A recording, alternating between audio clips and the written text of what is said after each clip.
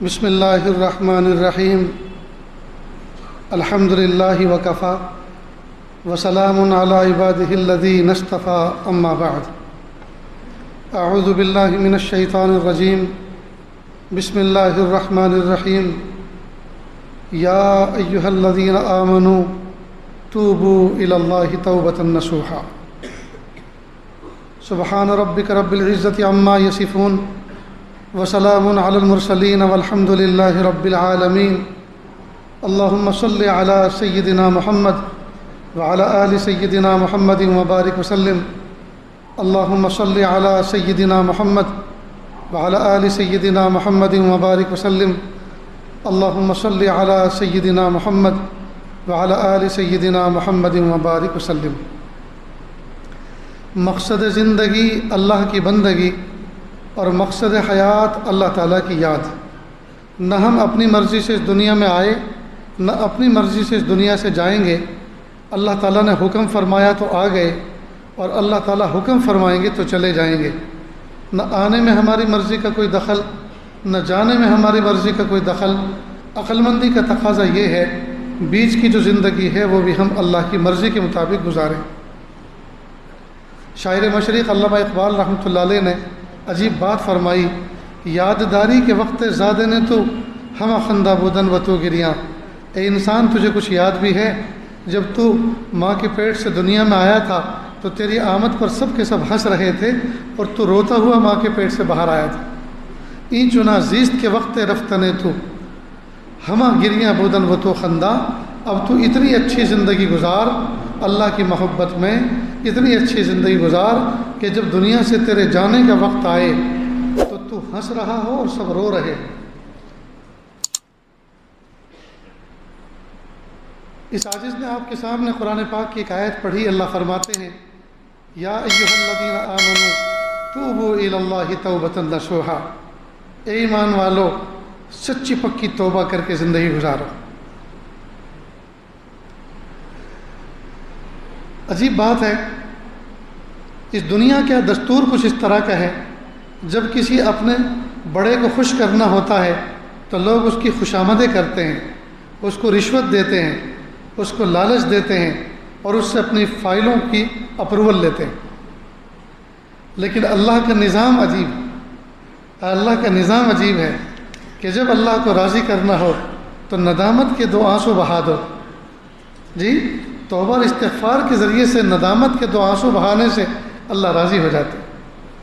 یاد رکھیں، ہم اپنی عقل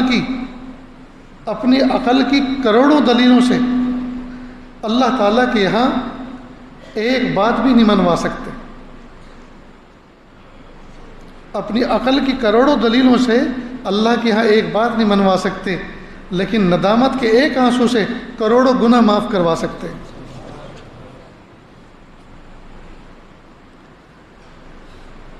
تو یہ جو آج کا موضوع اس عاجز نے منتخب کیا، ایک تو عالمی حالات ایسے ہیں کہ اللہ کی رحمت رکی ہوئی ہے ہمارے گناہوں کی وجہ سے۔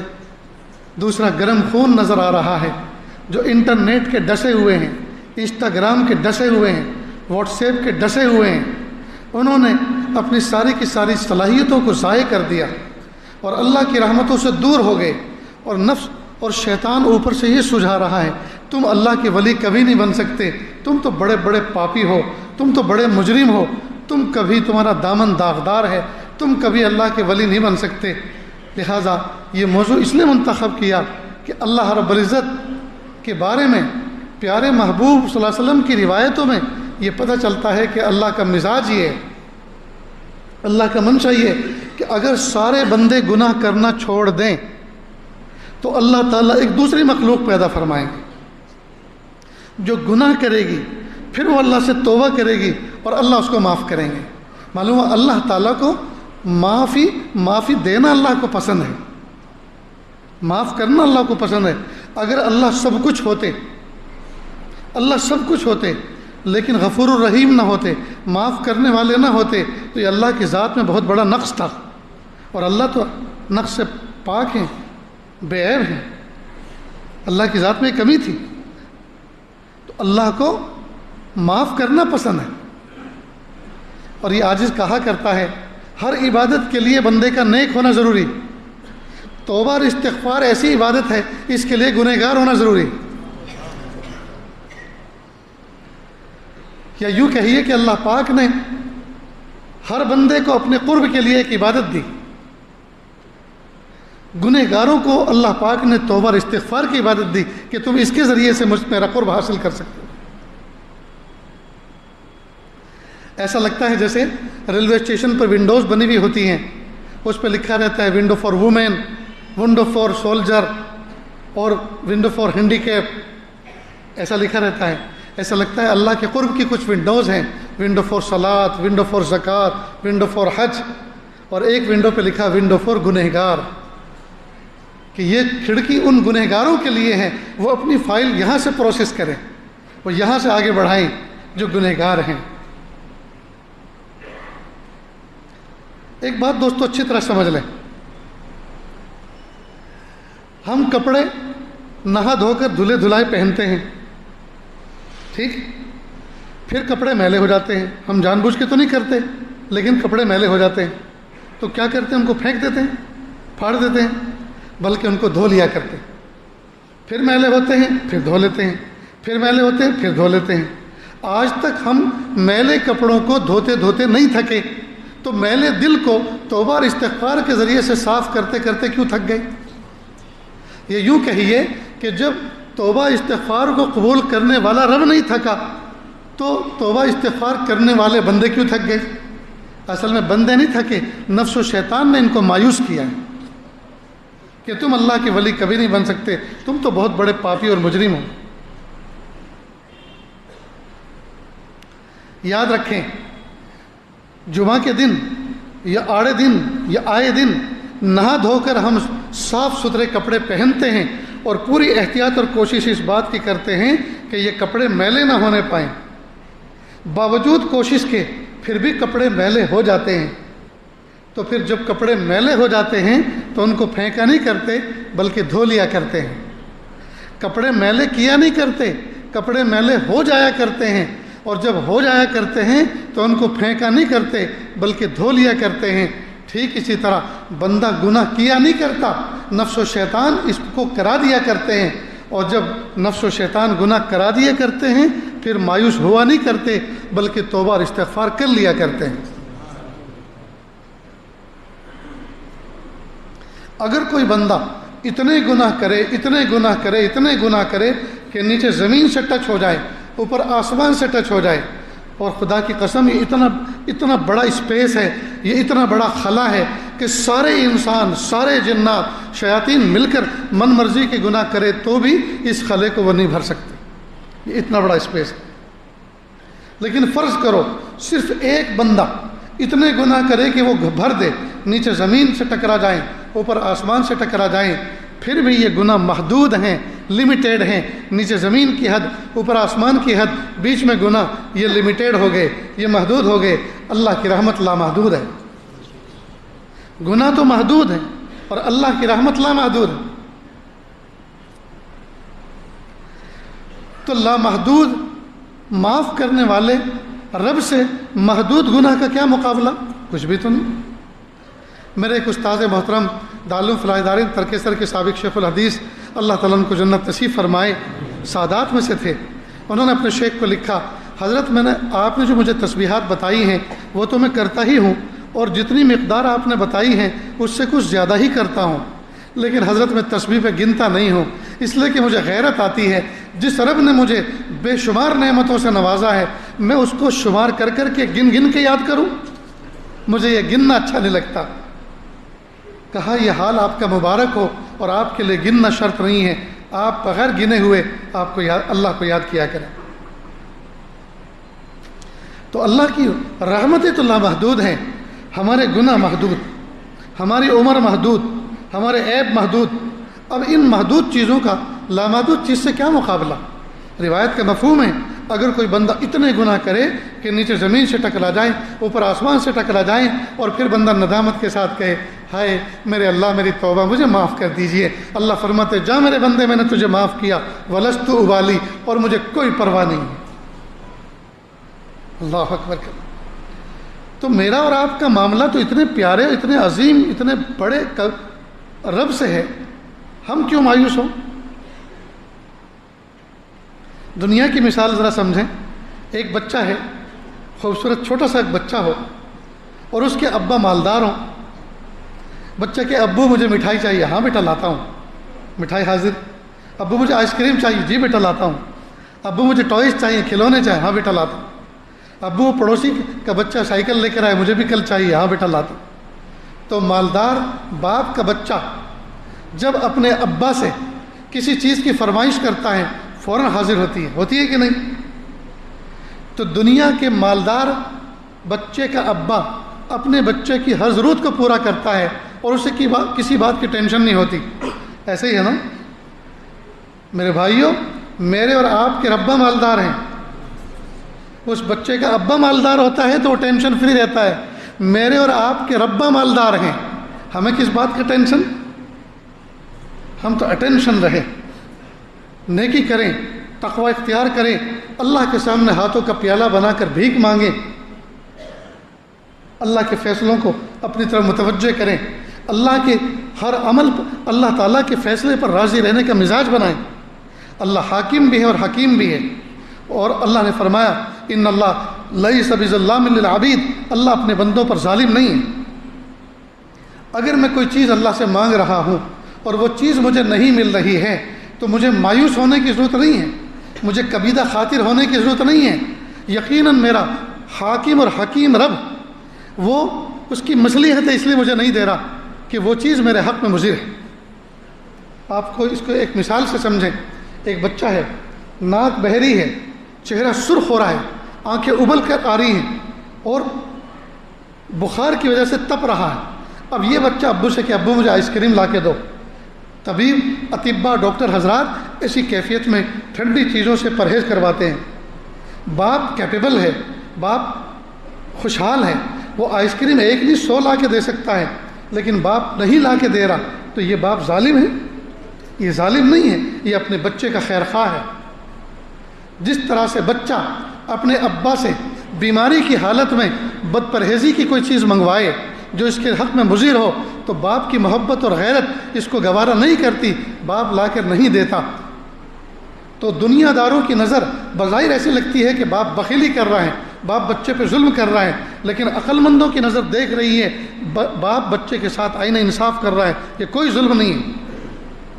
ٹھیک اسی طرح بندہ جب اپنے ربا سے کوئی چیز مانگتا ہے تو کئی مرتبہ وہ چیز جس طرح بچے کے حق میں بیماری کی حالت میں آئس کریم خطرناک ہوتی ہے، وہ چیز بندے کے حق میں اللہ کے علم میں وہ آئس کریم سے بھی زیادہ خطرناک ہے. اس لیے اللہ تعالیٰ وہ چیز نہیں دیتے. تو اللہ تعالیٰ کا نہ دینا یہ اللہ تعالیٰ کی طرف سے ظلم نہیں درشاتا، بلکہ اللہ کی طرف سے آئینہ انصاف درشاتا ہے. اللہ اپنے بندوں کے لیے مشفق و مہربان ہے. 70 ماہوں سے زیادہ اللہ تعالیٰ مشفق و مہربان ہے. باپ اپنے بچے پہ کیا مہربانی کرے گا جو کریم رب اپنے بندوں پہ کرتا ہے. لہٰذا جب بھی دعا کریں دعا کا مضمون اس طرح سے باندھیں، ایسا نہ لگے کہ جیسے کوئی آقا اپنے غلام سے کہتا ہے، جیسے کوئی مالک اپنے نوکر سے کہتا ہے کہ اللہ یہ دے دے، یہ کر دے. اللہ ہمارے نوکر نہیں ہیں، ہمارے غلام نہیں ہیں. ہم اللہ کے بندے ہیں. عاجزی اختیار کرے، تواضع اختیار کرے، لجاجت اختیار کرے اور اللہ سے کہے پیارے اللہ مجھے اس چیز کی ضرورت ہے، اگر آپ کے علم میں یہ چیز میرے حق میں بہتر ہے اللہ عافیت کے ساتھ دے دیجئے، اگر آپ کے علم میں بہتر نہیں ہے تو یا اللہ اس سے بہتر چیز دے دیجئے اور اس کی طلب کو بھی دل سے نکال دیجئے تاکہ پریشانی نہ ہو. آج کل کے نوجوانوں کا حال یہ ہے، کسی خاندان میں کسی لڑکی پہ نظر پڑ جائے سوچتا ہے اس خاندان میں رشتہ ہونا چاہیے. ماں باپ کا ذہن بنا کر، بہنوں کا، خالاؤں کا، پھوپھیوں کا ذہن بنا کر رشتہ وہاں بھیجتا ہے اور یہاں بیٹھ جاتا ہے سونا سجیلا ہو کر گھر میں کہ دیکھو کیا جواب آتا ہے. اور جب وہاں سے منفی جواب آتا ہے کہ نہیں ابھی ارادہ نہیں ہے، یہ ہم آپ کے خاندان میں نہیں کریں گے، کسی اور جگہ بات چل رہی ہے، اب یہ بد دعا کرنے بیٹھتا ہے اللہ وہ لڑکی لنگڑی ہو جائے، وہ اندھی ہو جائے، وہ کانی ہو جائے، وہ مر جائے. کیوں؟ اس لیے کہ اس کو نہیں ملی نا. کیا حق پہنچتا ہے اس کو کسی بچے کے بارے میں ایسی بد دعا کرنے کے؟ تو اس کو تو یوں کہنا چاہیے تھا پیارے اللہ میں نے اپنی زندگی کے خاطر فلاں لڑکی کو مناسب سمجھا ہے، اس خاندان کو مناسب سمجھا ہے، میرے امی ابا رشتہ لے کر گئے ہیں، اگر میرے حق میں، آپ کے علم میں میرے حق میں وہ بچی بہتر ہے تو یہ اللہ مثبت جواب دیجئے، پازیٹیو جواب دیجئے، دلائیے اور عافیت کے ساتھ رشتہ طے کرا دیجئے۔ اگر آپ کے علم میں وہ بچی میرے حق میں مناسب نہیں ہے تو یہ اللہ جہاں مناسب ہے وہاں رہبری کر دیجئے اور اس کی طلب اور شوق اور چاہت کو بھی دل سے نکال دیجئے۔ تو دعا تو ہمیں اس طرح سے مانگنی چاہیے تھی۔ بہرحال بات یہ چل رہی تھی کہ دنیا کے بڑوں سے اگر فائدہ اٹھایا جائے، دنیا کے بڑوں کو اپنی طرف متوجہ کیا جائے کہ دنیا کا دستور یہ بنا آ رہا ہے، چلا آ رہا ہے کہ لوگ اس کا دل خوش کرتے ہیں، لوگ اس کو رشوتیں دیتے ہیں، لوگ اس کو لالچ دیتے ہیں، جی، اور جھوٹی سچی باتیں اس کی تعریف کرتے ہیں، تب جا کے وہ متوجہ ہوتا ہے۔ رب کریم کو اگر ہمیں اپنی طرف متوجہ کرنا ہے تو اس کا آسان طریقہ یہ ہے کہ ہم ندامت کے آنسو بہا کر سچے دل سے اللہ سے توبہ اور استغفار کر لیں۔ حدیث پاک میں ہے، محبوب فرماتے ہیں صلی اللہ علیہ وسلم، التائب من الذنب کمن لا ذنب لہ، گناہوں سے توبہ کرنے والا ایسا ہے جیسا کہ اس نے گناہ کیے ہی نہیں۔ دنیا کی عدالتیں، دنیا کے ججز مجرمین کو جب معافی دیتے ہیں تو معاف تو کر دیتے ہیں، معافی کا پروانہ بھی دے دیتے ہیں، لیکن ان کے جرموں کا ریکارڈ ان کی الماریوں میں محفوظ رہتا ہے۔ رب کریم کا معاملہ یہ ہے، جب اللہ تعالیٰ بندوں کے گناہوں کو معاف فرماتے ہیں ریکارڈ سے ڈیلیٹ کر دیتے ہیں، ریکارڈ سے ریموو کر دیتے ہیں، ختم۔ فرشتے بھی ڈھونڈتے رہ جائیں گے قیامت کے دن ہم نے کیا لکھا تھا۔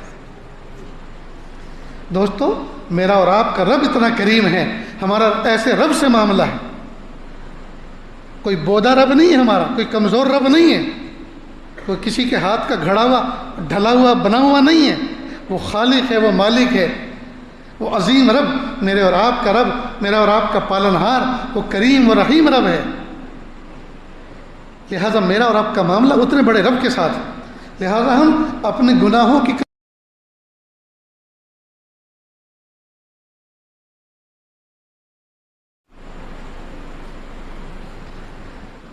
اللہ اکبر کبیرہ۔ اس لیے دوستو، اس وقت جو دنیا میں جس مایوسی کے ساتھ ہم زندگی گزار رہے ہیں، جن گناہوں کے ساتھ زندگی گزار رہے ہیں، سب سے پہلا بنیادی کام ہم یہ کریں، اللہ تعالیٰ سے سچے دل سے معافی مانگ لیں، دل ہی دل میں، میرے پیارے اللہ میری توبہ مجھے معاف کر دیجیے، میرے پیارے رب میری توبہ مجھے معاف کر دیجیے، میں نے نادانی میں آپ کے حقوق میں نافرمانی کی ہے، میرے پیارے اللہ مجھے معاف کر دیجیے۔ اور اللہ تو اتنے کریم رب ہیں، اللہ ایسے غفور الرحیم ہیں، اتنی جلدی راضی ہو جاتے ہیں کہ بندے حیران ہو جائیں۔ حسن بصری رحمۃ اللہ علیہ کے زمانے میں ایک شخص تھے، نوجوان، کھلی روزی اللہ پاک نے ان کو عطا فرمائی تھی، بھری جوانی میں ان کا انتقال ہو گیا۔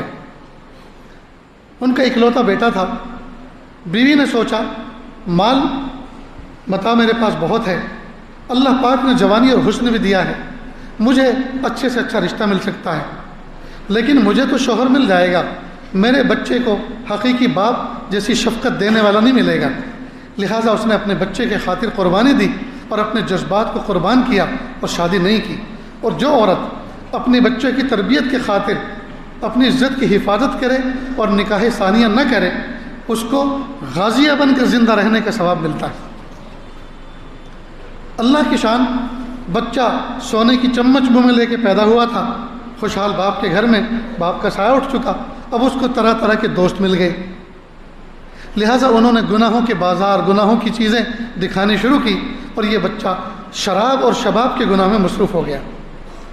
اس کی والدہ اس کے لیے تڑپتی تھی، روتی تھی اور اس کے لیے دعائیں کرواتی تھی، لیکن یہ دن بدن بگڑتا جا رہا تھا۔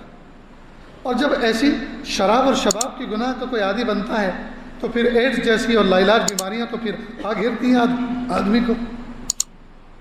چنانچہ یہ بچہ بھی کسی مہلک مرض میں مبتلا ہو گیا، سوکھ کے کانٹا ہو گیا، بدن پیلا ہو گیا۔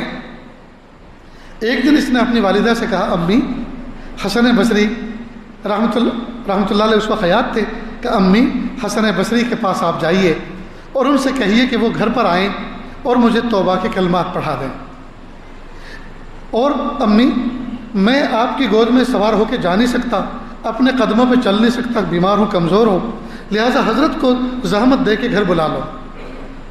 اور جب یہ چلنے لگی تو کہا امی سنو، اگر آپ کے واپس آنے سے پہلے میری روح پرواز کر جائے، جیسے کہ مجھے آثار دکھ رہے ہیں، تو حسن بصری سے کہنا وہ میرے جنازے کی نماز بھی پڑھا دے۔ اب یہ عورت چادر لے کر، حجاب لے کر گئی حضرت حسن بصری کے پاس، دروازے پہ دستک دی۔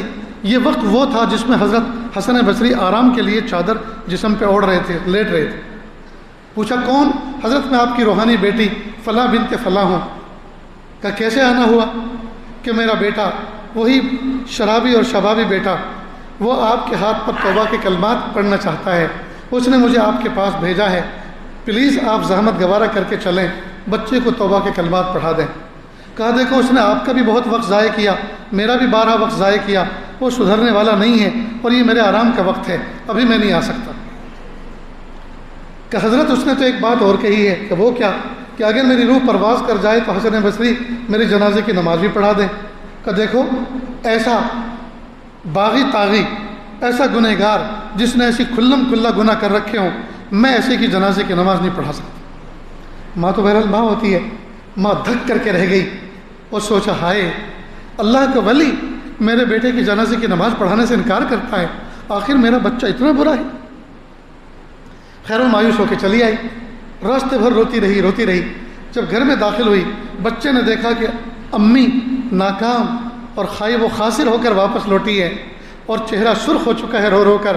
فوراً کہا امی سنو میری بات، میرا سانس اکھڑ رہا ہے، شاید میں چند لمحے کا مہمان ہوں، امی جب میری روح نکل جائے مجھے چارپائی سے نیچے گرا دینا، اور میرے گلے کے اندر اپنا دوپٹہ ڈالنا، اور مجھے گھر کے باہر چوراستے پر اس طرح سے گھسیٹنا جیسے مرے ہوئے کتے کو گھسیٹا جاتا ہے۔ کہا بیٹا تو ایسی بات کیوں کہہ رہا ہے؟ امی وہ اس لیے تاکہ ساری دنیا کو پتہ چل جائے جو اللہ کے نافرمان ہوتا ہے، اپنی ماں کے نافرمان ہوتا ہے، اس کا حشر مرے ہوئے کتے کی طرح ہونا چاہیے۔ اور دوسری وصیت امی یہ ہے کہ جب میری روح نکل جائے تو مجھے کسی عام مسلمانوں کے قبرستان میں دفن مت کرنا، اس لیے کہ جب دفن کر دیا جاؤں گا تو پھر عذاب کے فرشتے آئیں گے، دائیں بائیں جو دوسرے مسلمان آرام فرما رہے ہیں ان کو تکلیف ہوگی، میں نہیں چاہتا مرنے کے بعد کسی کے لیے تکلیف کا باعث بنوں، مجھے گھر کے آنگن میں، گھر کے باڑے میں گڈھا کھود کے اسی میں دفن کر دے۔ میں نے کہا بیٹا تم مجھ کمزور ذات کو ایسی وصیت کر رہا ہے، مجھ پر عمل نہیں کر سکتی، بس اتنی بات کہنی تھی، ہچ کے لیے اور روح پرواز کر گئی۔ اماں رونے بیٹھ گئی، کافی دیر تک روتی رہی، اس کی وصیت کو سوچتی رہی، اب میں کیسے کروں، کچھ سمجھ میں نہیں آ رہا تھا۔ دروازے پہ دستک آئی، اس عورت نے پوچھا کون؟ کس نے اس وقت میں مجھ دکھیاری کا دروازہ دستک دیا؟ تو آگے سے جواب آتا ہے بیٹی میں حسن بصری ہوں، دروازہ کھول دو۔ میں حسن بصری آ کر کھڑا ہوں، دروازہ کھولا۔ حضرت آپ نے تو آنے سے انکار کیا تھا، اور بچے کی تو ابھی انتقال بھی ہو چکا، روح پرواز کر گئی۔ حسن بصری نے عجیب بات کہی، بیٹی تم تو چلی آئی تھی اور میں چادر اوڑھ کے سو گیا تھا، اللہ پاک نے مجھے الہام کیا حسن بصری تو میرا کیسا ولی ہے، میرے ایک ولی کا انتقال ہو رہا ہے اور تو اس کی جنازے کی نماز پڑھانے سے انکار کرتا ہے۔ ایسا لگتا ہے تیرے بچے نے ندامت کے ساتھ مرنے سے پہلے اللہ سے کچھ معاملہ ایسا کیا، ایسی توبہ اور استغفار کیا کہ اللہ پاک نے اس کو اپنے ولیوں میں شامل کر لیا اور مجھے الہام کیا حسن بصری تو میرا کیسا ولی ہے، میرے ایک ولی کا انتقال ہو رہا ہے اور تو اس کی جنازے کی نماز پڑھانے سے انکار کرتا ہے۔ میرے بھائیوں دیکھیے زندگی بھر جس نے شراب اور شباب میں وقت گزارا، اللہ پاک نے آخری وقت میں اس کو کیسی بشارت عطا فرمائی، اپنے ایک ولی کو الہام فرما کے اس کی جنازے کی نماز کے لیے بھیجا۔ اللہ غفور رحیم ہے، ہم اپنے گناہوں کی کثرت سے نہ گھبرائیں، اللہ کی رحمت، اللہ کی عظیم رحمت کی طرف نظر رکھیں، اپنے گناہوں سے مایوس نہ ہو، بس دونوں ہاتھوں کا پیالہ بنا کر اللہ تعالیٰ سے بھیک مانگنا کبھی نہ بھولیں، ہمیشہ اللہ تعالیٰ سے اللہ میری توبہ، اللہ مجھے معاف کر دیجیے، اللہ مجھے معاف کر دیجیے۔ کلمہ، درود شریف، استغفار، یہ مختلف ذکر و اذکار اپنی زبان پر جاری رکھیں، اللہ تعالیٰ اس کی برکت سے اپنے محبوب بندوں میں شامل فرما دیں۔ ایک واقعہ اور ذکر کر کے اپنی بات کو میں کنارے کرتا ہوں۔ حضرت سیدنا موسیٰ علیہ السلام کے زمانے میں ایک مرتبہ قحط سالی ہوئی. سارے لوگ مل کر آئے، حضرت اللہ سے دعا کر دیجئے، اللہ رحمت کی بارش نازل فرما دیں، بے زبان جانور پریشان، پرندے پریشان، زمین پھٹی جا رہی ہے، دراڑیں پڑ رہی ہیں، اللہ رحمت کی بارش برسا دے. سیدنا موسیٰ علیہ السلام نے سب لوگوں کو ایک میدان میں نکالا اور دعا کا مضمون باندھا اور کہا پیارے اللہ بارش برسا دیجیے، اللہ امت کو معاف کر دیجیے، بارش برسا دیجیے. بس ابھی دعا کا مضمون چل ہی رہا تھا، یہاں تک کہ یہ کہہ ڈالا پیارے اللہ اگر موسیٰ کا مرتبہ آپ کے نزدیک گھٹ گیا ہے تو آپ نے محمد عربی صلی اللہ علیہ وسلم جو آخری نبی آنے والے ہیں، جو ہمیں آپ نے خبر دے رکھی ہے، اللہ ان کا واسطہ دے کر ہم آپ سے بھیک مانگتے ہیں، اللہ بارش نازل فرما دیجئے. فوراً اللہ پاک نے الہام کیا، وہی بھیجی، اے میرے لاڈلے موسیٰ نہ تو تمہارا مرتبہ ہمارے نزدیک گھٹا ہے اور نہ نبی آخر الزماں کے واسطے سے مانگی جانے والی دعاؤں کو ہم رد کیا کرتے ہیں. بات در حقیقت یہ ہے اس مجمع کے اندر ایک شخص ایسا بیٹھا ہے جو پچھلے 40 سال سے ہماری نعمتوں کا مقابلہ گناہوں سے کر رہا ہے. ہم رحمت بھیجتے ہیں، ہم نعمت بھیجتے ہیں، رپلائی میں وہ گناہ بھیجتا ہے. ہم اس سے ناراض ہو چکے ہیں، ہم اس سے ناراض ہو چکے ہیں اور اسی کی وجہ سے سب سے بارش کو ہم نے روک دیا ہے. اگر وہ اس مجمع سے اٹھ کے چلا جائے، دفع ہو جائے، دور ہو جائے، ہم ابھی رحمت کی بارش نازل کر دیں. سیدنا موسیٰ علیہ السلام مجمع کی طرف مخاطب ہوئے اور یہ بات ان کے سامنے پیش کی، تم میں سے کون بدبخت وہ ہے جو 40 سال سے نافرمانی کر رہا ہے؟ اللہ نے ابھی ابھی وعدہ فرمایا ہے وہ اگر اٹھ کے چلا جاتا ہے تو بارش نازل ہو جائے گی. اسی کی نحوست سے بارش رکی ہوئی. اب سب ایک دوسرے کو دیکھنے لگے، لیکن جو اصل پاپی اور مجرم اور آروپی تھا وہ تو جانتا تھا کہ مجھ سے بڑا کوئی پاپی تو ہو نہیں سکتا. وہ بجائے دوسروں کو دیکھنے کے اس نے اپنے آپ کو پست کیا، ڈاؤن کر لیا اور پھر کہا میرے پیارے اللہ آج بہت بڑی رسوائی ہو جائے گی، اللہ مجھے معاف کر دیجیے، اللہ میری توبہ، اللہ مجھے معاف کر دیجیے، اللہ مجھے معاف کر دیجیے. ندامت کے ساتھ اس نے چند جملے دل کے اندر کہے. بس اسی وقت بادلوں کا جمگھٹا آیا اور خوب موسلا دھار بارش ہونی شروع ہوئی. سیدنا موسیٰ علیہ السلام پھر اللہ کی طرف متوجہ ہوئے، پیارے اللہ وعدے کے مطابق گنہگار بندہ تو ابھی اٹھ بھی نہیں پایا اور آپ نے بارش نازل کر دی. اللہ پاک نے فرمایا ہاں میرے لاڈلے موسیٰ جس کی وجہ سے روک رکھی تھی اسی کی وجہ سے نازل کر دی. پیارے اللہ ذرا دکھا تو دیجیے وہ تھا کون جو 40 سال سے باغی تاغی بن کے زندگی گزار رہا تھا. تو پیارے اللہ نے فرمایا اے میرے لاڈلے موسیٰ جب وہ میرا باغی اور طاغی تھا اس وقت میں نے اس کو رسوا نہ کیا، چھپا کے رکھا. آج جب کہ میرا وہ ولی بن چکا ہے چند لمحے پہلے، اب میں اس کو کیسے رسوا کر سکتا ہوں؟ میرے بھائیوں میرا اور آپ کا تعلق ایسے کریم رب کے ساتھ، لہٰذا توبہ اور استغفار کے دامن کو مضبوطی سے تھام کے رکھیں، اس رشتے کو مضبوط بنا کے رکھیں اور قدم قدم پر صبح شام ایک روایت کا مفہوم ہے. حضرت عائشہ صدیقہ رضی اللہ عنہ فرماتی ہیں کہ اللہ کے محبوب صلی اللہ علیہ وسلم 70 سے زیادہ مرتبہ توبہ اور استغفار کیا کرتے تھے. اور سوال یہ پیدا ہوتا ہے جب اتنا بڑا گنہگار بندہ کہ نیچے زمین اوپر آسمان اس خلے کو گناہوں سے بھر دے اور وہ کہے اللہ میری توبہ مجھے معاف کر دیجئے، ایک بار میں اللہ معاف کر دیتے ہیں، تو محبوب صلی اللہ علیہ وسلم 70 مرتبہ اس سے بھی زیادہ مرتبہ توبہ استغفار کرتے تھے. تو اس کا کیا مطلب؟ اور جب ایک مرتبہ میں کام ہو جاتا ہے تو پھر روزانہ ایک تسبیح استغفار کی پڑھنے کی کیا ضرورت مثلاً؟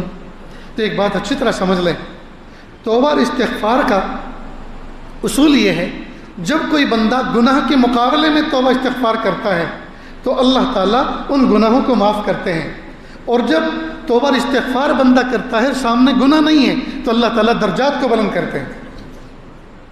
اس توبہ استغفار کے ذریعے سے جب سامنے کوئی ڈیلیٹ کرنے والی، صاف کرنے والی کوئی چیز ہے نہیں تو پھر اللہ تعالیٰ اس کے ذریعے سے درجات کو بلند فرماتے ہیں. تو درجات کو بلند کرنے کی ضرورت ہے کہ نہیں؟ لہٰذا کنسیپٹ کلیئر ہو جانا چاہیے. اور اللہ کے محبوب صلی اللہ علیہ وسلم جو توبہ استغفار فرماتے تھے وہ میری اور آپ کی تعلیم کے لیے تھا اور محبوب کے درجات بلند کرنے کے لیے وہ تھا. اس لیے شک میں اور ڈاؤٹ میں مبتلا نہیں ہونا چاہیے کہ کیا وقت کے نبی گنہگار تھے کہ وہ توبہ استغفار کیا کرتے تھے. نہیں، میری اور آپ کی ترغیب کے لیے، تشویق کے لیے محبوب صلی اللہ علیہ وسلم کا یہ عمل امت کے سامنے آیا ہے. لہذا دوستو توبہ اور استغفار کر کے دھوبی بیٹے چاند سا بن جاؤ. اور اللہ تعالیٰ کے محبوب مقبول بندے بن کے زندگی گزارو، پھر دیکھو انشاءاللہ اللہ تعالیٰ کی کیسی رحمت برستی ہے اور کیسی بگڑی بھی ہماری بنتی ہے۔ یہ جو ہمارے دلوں کے اندر بے چینی ہے، یہ جو ہمارے دلوں میں اندھیروں نے ڈیرے ڈال رکھے ہیں، یہ جو ہمارے کام بگڑے ہوئے ہیں، یہ جو اللہ کی رحمت اٹکی ہوئی ہے، اس کی وجہ یہ ہے کہ ہمارے گناہ مانے بنے ہوئے ہیں۔ ہم اپنے گناہوں کو صاف کریں، اس پر جھاڑو پھیریں اور اللہ تعالیٰ سے سچی لو لگائیں۔ دحیہ کلبی رضی اللہ تعالیٰ ایک صحابی ہیں، حضرت جبریل امین علیہ السلام بڑے خوبصورت تھے۔ جبریل امین علیہ السلام جب بھی کبھی انسانی شکل میں تشریف لاتے تو دحیہ کلبی کی شکل میں ہوا کرتے تھے۔ یہ اللہ کے محبوب صلی اللہ علیہ وسلم کے پاس آئے اور آ کر کہنے لگے، ابھی ایمان قبول نہیں کیا تھا، کہ رسول اللہ میری ایک بڑی خوبصورت بچی تھی، جو وہ بڑی ہو گئی اور کھیلنے لگی اور بولنے لگی، تو میں ایک مرتبہ ایک دال میں نے اپنے کندھے پہ لی، اس کو لے کر گاؤں کے باہر مکہ کے باہر گیا، میں نے ایک گڑھا کھودا۔ جس وقت میں گڑھا کھود رہا تھا وہ پیاری پیاری زبان سے مجھ سے بات کر رہے تھے، ابو تم کیوں تکلیف اٹھا رہے ہو، تم کیوں یہ گڑھا کھود رہے ہو؟ اور گڑھا میں اس لیے کھود رہا تھا تاکہ اس کو دفن کر دوں۔ یہاں تک کہ میں گڑھا کھود کے مکمل کر چکا، زور سے میں نے اس کو جھٹکا دیا، بچی گڑھے میں گری اور میں نے دونوں ہاتھوں سے پھاوڑے کے ذریعے سے مٹی اندر ڈالنی شروع کی، یہاں تک کہ بچی چیختی چلاتی رہی اور یہاں تک کہ اس کی چیخیں بند ہو گئیں اور گڑھے کو مٹی سے پر کر دیا۔ تو میں اتنا بڑا پاپی ہوں، تو کیا اسلام لانے کے بعد میرا یہ گناہ معاف ہو سکتا ہے؟ اللہ کے محبوب صلی اللہ علیہ وسلم فرمایا پھر اس واقعے کو سناؤ، اور محبوب صلی اللہ علیہ وسلم رونے لگے، آنسو بہانے لگے۔ پھر سنا اور پھر فرمایا الاسلام یہدم بما کان قبلہ او کما قال علیہ الصلوۃ والسلام، اسلام تو وہ دولت ہے جو اسلام لانے سے پہلے جو کچھ پاپ کیے ہیں، گناہ کیے ہیں، ان تمام کو اللہ معاف فرما دیتے ہیں۔ اب اسلام قبول کرنے کے لیے کیا پڑھا جاتا ہے دوستو؟ کلمہ طیبہ۔ معلوم ہے اس کلمہ طیبہ میں اللہ نے ایسی پاور رکھی ہے، جب سچے دل سے بندہ اس کو پڑھتا ہے تو اس پڑھنے سے پہلے جو کچھ گناہ کیے ہیں اللہ معاف فرماتے ہیں۔ لہٰذا کلمے کی دولت کو ہم اپنے سینے سے لگا کے رکھیں، اس کا ذکر و اذکار، اس کا ورد جو ہے ہم نو کی زبان بنائیں، چلتے پھرتے اٹھتے بیٹھتے اشہد ان لا الہ الا اللہ و اشہد ان محمد عبدہ و رسولہ، لا الہ الا اللہ محمد رسول اللہ صلی اللہ علیہ وسلم، استغفر اللہ ربی من کل ذنب واتوب الیہ رب اغفر وارحم وانت خیر الراحمین۔ یہ وہ ذکر و اذکار ہیں جو مومن کا ہر وقت کا وظیفہ ہونا چاہیے۔ تو دوستو کریں گے نا انشاءاللہ؟ تو مایوس ہونے کی ضرورت نہیں، اللہ تعالیٰ کی طرف پر امید ہو اور اللہ تعالیٰ سے لو لگائیں، اور اللہ رب العزت غفور الرحیم ہیں، وہ حاکم بھی ہیں اور وہ حکیم بھی ہیں اور حاکم بھی ہیں، وہ دینا جانتے بھی ہیں، دینے کی صلاحیت ہے، دینے کے خزانے ہیں اس کے پاس، لیکن چونکہ حکمت ہے، لہذا حکمت والے ہیں، حکیم ہیں، لہٰذا وہ بہتر سمجھتے ہیں کہ اس بندے کو کس وقت کتنا دینا ہے اور کیا دینا ہے، جو چیز مانگ رہا ہے وہی دینا ہے یا اس سے بہتر کوئی چیز دینا ہے یا اس کا کوئی نعم البدل دینا ہے، دنیا میں دینا ہے یا آخرت میں دینا ہے، وہ اللہ تعالیٰ اپنی حکمتوں سے فیصلے فرماتے ہیں۔ اللہ رب العزت ہمیں سچے دل سے توبہ استغفار کرنے کی توفیق عطا فرمائے، اللہ تعالیٰ کی طرف رجوع کرنے کی توفیق عطا فرمائے۔ اللہ پاک ہمیں توبہ استغفار کے ذریعے سے دھوبی بیٹا چاند سا بنا دیں۔ وآخر دعوانا ان الحمد للہ رب العالمین۔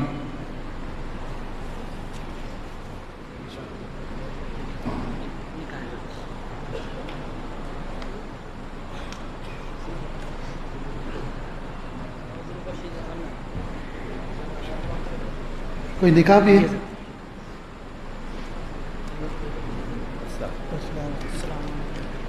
میں اجابت قبول کراؤں گا، خطبہ کوئی اور پڑھے، اجابت قبول میں کراؤں گا، خطبہ کوئی اور پڑھے، امام صاحب پڑھیں، قاری صاحب پڑھیں۔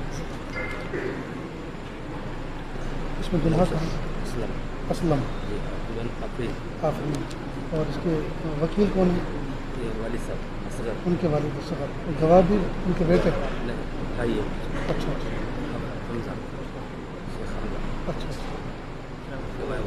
اصغر یہ وکیل ہیں؟ والد صاحب وکیل۔ اچھا ٹھیک ہے۔ حمزہ، یہ بچی کا نام آفرین ہے؟ جی آفرین۔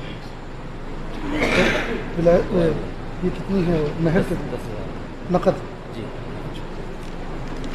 خطبہ گزارش نہیں، میرا حکم ہے، جو بھی جو کوئی دوسرا پڑھے، اس کی حکمت ہے۔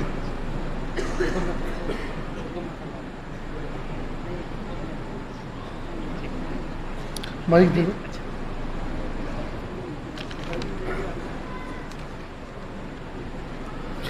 دیکھو جس طرح سے جمعہ کا خطبہ، عیدین کا خطبہ سننا واجب ہے، خطبہ پڑھنا تو سنت ہے لیکن اس کا سننا واجب ہے، نہیں سنیں گے تو گنہگار ہوں گے، اسی طرح خطبہ نکاح جو ہے اس کا سننا بھی واجب ہے، دھیان سے سنیں۔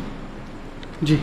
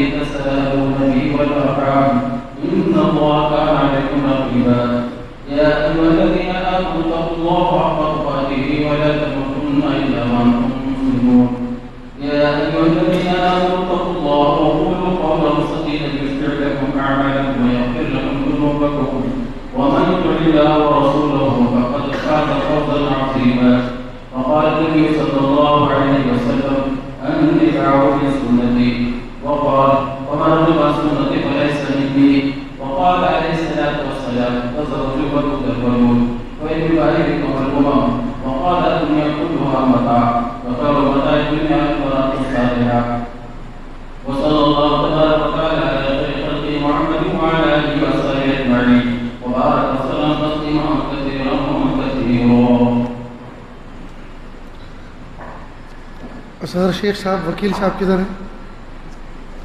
آپ والد بھی ہیں وکیل بھی ہیں، جزاک اللہ۔ بیٹا اسلم شیخ صاحب،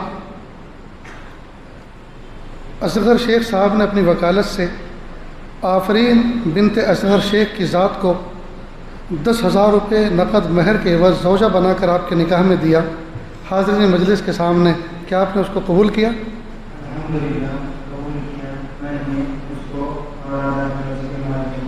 ماشاء اللہ، بہت خوب، جزاکم اللہ، بارک اللہ فیک، بارک اللہ۔ دوستو دعا سے پہلے تھوڑی سی دیر کے لیے اللہ اللہ کر لیں، آنکھوں کو بند کر لیں، سر کو جھکا لیں، دنیا اور دنیا میں جو کچھ ہے اس سے ہٹ کٹ کے اللہ کی یاد میں ڈوب جائیں، نیت کریں اللہ کی رحمت آ رہی ہے، میرے دل میں سما رہی ہے، میرے دل سے گناہوں کی ظلمت و سیاہی دور ہو رہی ہے، میرا دل کہہ رہا ہے اللہ اللہ اللہ۔ کوئی کسی طرف متوجہ نہ ہو، سب کے سب اللہ کی طرف متوجہ ہو جائیں، اللہ اللہ میں مصروف ہوں اور ندامت کے آنسو بہا کر اللہ کی طرف متوجہ ہیں۔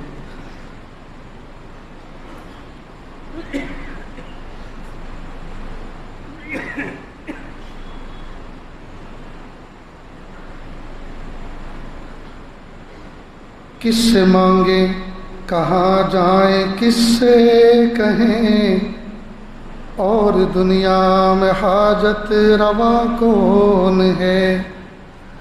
کس سے مانگیں کہاں جائیں، کس سے کہیں، اور دنیا میں حاجت روا کون ہے؟ سب کا داتا ہے تو، سب کو دیتا ہے تو، اور بندوں کا تیرے سوا کون ہے؟ رزق پر جس کے پلتے ہیں شاہ و گدا، تجھ احد کے سوا دوسرا کون ہے؟ رزق پر جس کے پلتے ہیں شاہ و گدا، تجھ احد کے سوا دوسرا کون ہے؟ کون مقبول ہے کون مردود ہے، کون مقبول ہے کون مردود ہے، بے خبر کیا خبر تجھ کو کیا کون ہے؟ جب تلیں گے عمل سب کے میزان پر، جب تلیں گے عمل سب کے میزان پر، تب کھلے گا کہ کھوٹا کھرا کون ہے؟ جب تلیں گے عمل سب کے میزان پر تب کھلے گا کہ کھوٹا کھرا کون ہے۔ اے فقیر اس کو تو فضل باری سمجھ ورنہ تیری طرف دیکھتا کون ہے۔ اے فقیر اس کو تو فضل باری سمجھ ورنہ تیری طرف دیکھتا کون ہے۔ کس سے مانگیں کہاں جائیں کس سے کہیں اور دنیا میں حاجت روا کون ہے۔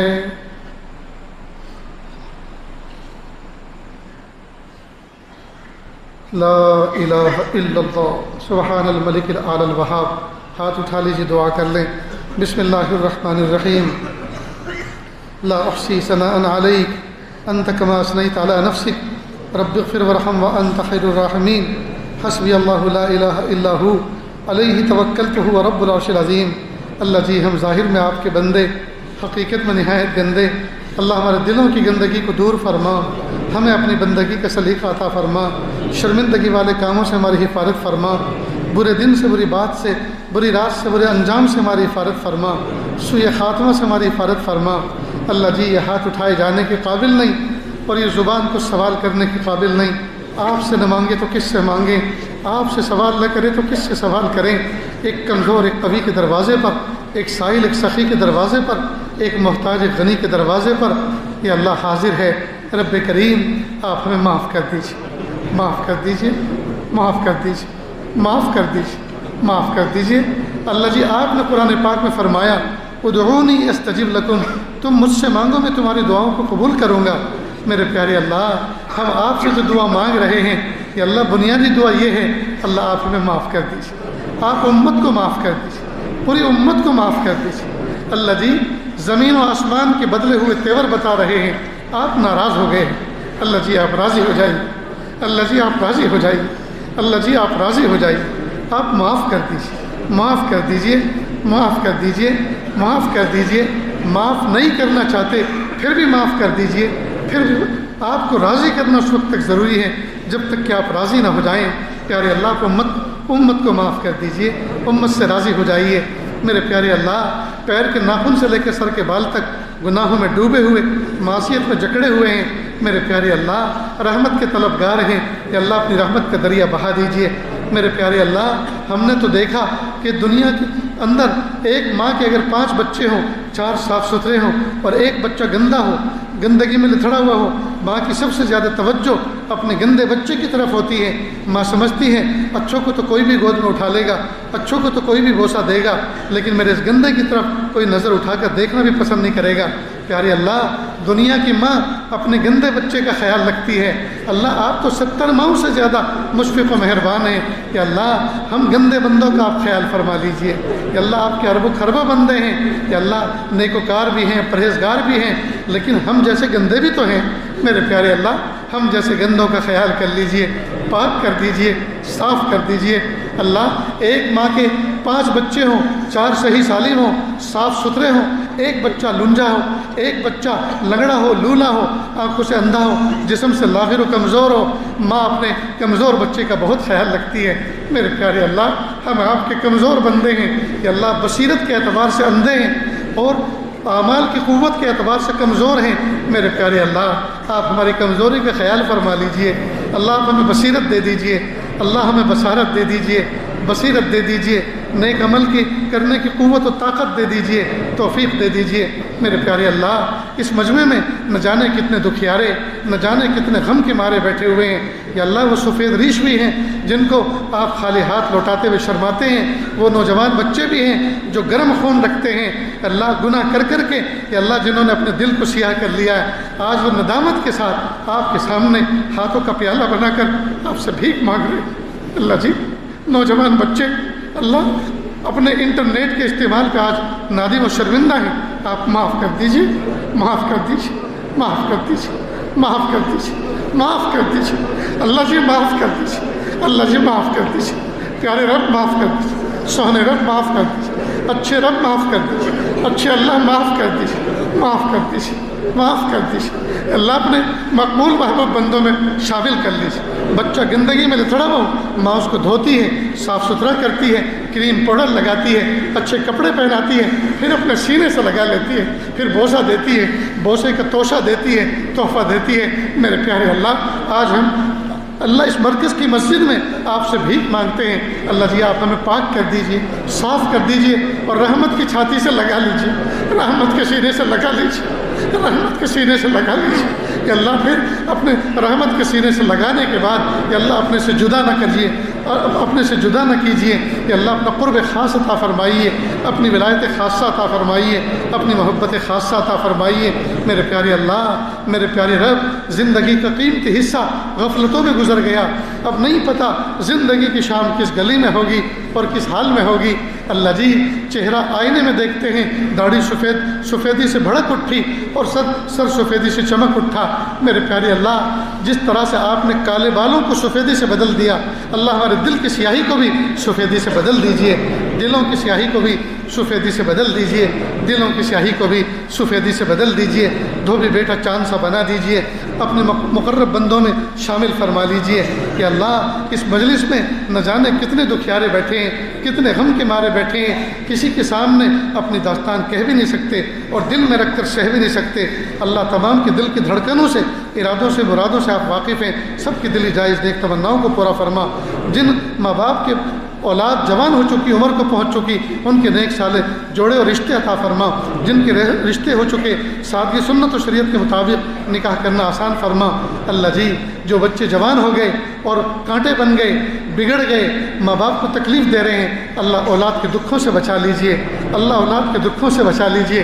اللہ وہ نوجوان بچے کتنے خوش قسمت ہوتے ہیں جو حلال روزی میں محنت کرتے ہیں، 2 روپئے بچاتے ہیں، اور جب ایک اماؤنٹ خاص جمع ہو جاتا ہے اپنے بوڑھے ماں باپ کو انگلی پکڑ کر حج پہ لے کے جاتے ہیں، ویل چیئر پہ طواف کرواتے ہیں، صحیح کرواتے ہیں، اور 9 ذی الحجہ کو میدان عرفات میں زوال آفتاب کے بعد یہ نوجوان بچہ اپنے ماں باپ کے گود میں سر رکھ کے کہتا ہے، امی مجھے معاف کر دو، ابو مجھے معاف کر دو، میں نے آپ کو جوانی میں گالیاں بھی مجھ سے نکالی ہیں، دھکا بھی دے دیا ہے، گالیاں بھی دی ہیں، دھکا بھی دیا ہے، گرا بھی دیا ہے، امی آج مجھے معاف کر دو۔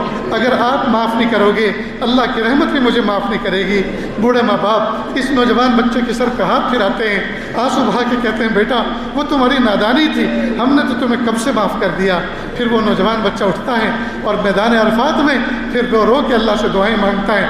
پیارے اللہ وہ نوجوان بچہ کتنا خوش قسمت ہوتا ہے کہ اللہ اس وقت جتنے نوجوان بچے بیٹھے ہوئے ہیں ان بچوں کو بھی ایسے ہی خوش قسمت بنا دیجئے، یہ اپنے ماں باپ کو میدان عرفات میں لے کے جائیں، اپنے ماں باپ کو حج عمرے پر لے کر جائیں اور وہاں سے ان کے ہاتھ پھیلا کر اللہ تعالیٰ آپ کی رحمتوں کو اپنی طرف متوجہ کروائیں کہ اللہ ان بچوں کو بھی یہ توفیق عطا فرما۔ میرے پیارے اللہ جو بچے بگڑ گئے کہ اللہ ان کو ہدایت اور توفیق دینا بھی آپ کے بس کی بات ہے، اللہ ان کو سدھار دیجئے، دوبارہ ان کو ماں باپ کی نظروں میں پھول بنا دیجئے کہ اللہ کانٹا بننے سے حفاظت فرما دیجئے کہ اللہ عرب اور عجم میں آگ لگی ہوئی ہے، اللہ ترس کھا لیجئے، اللہ ترس کھا لیجئے، مسجد اقصیٰ کی حفاظت فرما، بیت المقدس کی حفاظت فرما، غزہ کے کہ اللہ نہتے مومنوں کی حفاظت فرما کہ اللہ معصوم بچے اللہ بھوکے پیاسے بموں کا شکار ہوتے جا رہے ہیں کہ اللہ ترس کھا لیجئے، اللہ ترس کھا لیجئے، اللہ ترس کھا لیجئے کہ اللہ وہ معصوم بچہ جو اپنے چھوٹے چھوٹے ہم عمر بچوں کے ہاتھوں پر نام لکھ رہا تھا، اس سے پوچھا گیا تم یہ کیا کر رہے ہو کہ اگر دشمن کا بم آئے گا اور بچوں کی چتھرے اڑ جائیں گے تو ماں باپ اپنے بچوں کے ہاتھ اٹھا کر اعضا اٹھا کر نام دیکھیں گے اور پہچان لگے یہ میرے بچے کی چتھڑے ہیں۔ اے میرے پیارے اللہ اس بچے کی کہ اللہ اس محبت کا واسطہ اللہ ترس کھا لیجیے، اللہ ترس کھا لیجیے، اللہ اب دیکھا نہیں جاتا، اللہ اپنی مدد بھیج دیجیے کہ اللہ جو فرشتے آپ نے بدر میں بھیجے تھے کہ اللہ وہ فرشتے بھیج دیجیے، جو حنین میں بھیجے تھے وہ فرشتے بھیج دیجیے، جو احزاب میں مدد بھیجی تھی وہ مدد بھیج دیجیے کہ اللہ ظالموں کی قسمت میں ہدایت ہے تو دے دیجیے، ورنہ کہ اللہ قوم عاد و سمود کی طرح نیست و نابود کر دیجیے، نیست و نابود کر دیجیے، نیست و نابود کر دیجیے، دھرتی کے بوجھ کو ہلکا کر دیجیے۔ میرے پیارے اللہ پوری دنیا کفر اور پوری دنیا ضلالت و گمراہی متفق و متحد ہو چکی ہے کہ اللہ اہل ایمان اکیلے پڑ گئے ہیں، کمزور پڑ گئے ہیں کہ اللہ آپ ان کے حامی اور ناصر بن جائیے، آپ ان کے حامی اور ناصر بن جائیے، آپ ان کے حامی اور ناصر بن جائیے۔ اللہ حق دکھائیے، حق پہ جمائیے اور حق کی تائید کی توفیق عطا فرمائیے، باطل دکھائیے، باطل سے بچائیے اور باطل کا رد کرنے کی احسن تدبیریں عطا فرمائیے۔ اللہ جو مانگا عطا فرما، جو مانگنے سے رہ کے وہ بھی عطا فرما۔ اللہ جی مانگنا نہیں آتا، بن مانگے عطا فرما، مانگنے کا ڈھنگ اور سلیقہ عطا فرما۔ اس شہر کی حفاظت فرما، شہر میں رہنے والے انسانوں میں محبت پیدا فرما، چاہے وہ کسی بھی مذہب کے ہوں۔ یا اللہ آپس میں بھائی چارہ عطا فرما، محبت عطا فرما۔ یا اللہ رزق حلال میں برکت عطا فرما، صدق مقال عطا فرما، ایمان میں برکت عطا فرما، اعمال کی توفیق عطا فرما۔ میرے پیارے اللہ شیر و شکر بن کر زندگی گزارنے کی توفیق عطا فرما۔ کہ اللہ جو مانگا عطا فرما، جو مانگنے سے رہ گئے وہ بھی عطا فرما۔ وصلی اللہ تعالی علی خیر خلقہ محمد و آلہ و اصحابہ اجمعین برحمتک یا ارحم الراحمین۔